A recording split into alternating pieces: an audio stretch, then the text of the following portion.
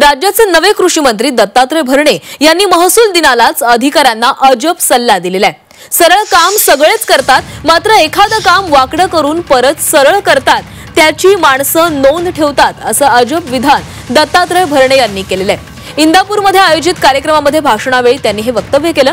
महसूल विभागाकडून पारदर्शकता आणि प्रामाणिक सेवा अपेक्षित असतानाच मंत्री दत्तात्रय भरणे यांनी काम वाकडं करून परत सरळ करण्याचा सल्ला दिल्यानं प्रश्नचिन्ह उभं राहिलेलं आहे।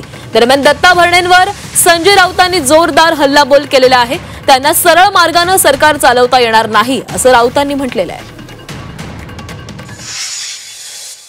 तुमच्या सगळ्यांसमोर मी उभा आहे। मी जर कारखान्याला संचालक झालो, त्या कारखान्यात संचालकाचं पदात असताना काम जर मी सरळ काम तर सगळेच करतात, पण एखादं असं वाकडं आणि करून सरळ नियमात बसवणारं काम जे करतात ती माणसं नोंद ठेवतात। ते वाकडी कामं करून सत्तेवरती आले ना, ते काय सरळ मार्गाने सत्तेवर आलेली माणसं आहेत काही? शरद पवारांच्या पक्षात होते, मग बेईमानी करून दुसऱ्या पक्षात गेले। हे वाकडी कामं करूनच जे सत्तेवर आले त्यांना सरळ मार्गाने सत्ता चालवताच येणार नाही। राहुल गांधी जे सांगतायत मतांची चोरी, हे महाराष्ट्रात पण झालंय ना।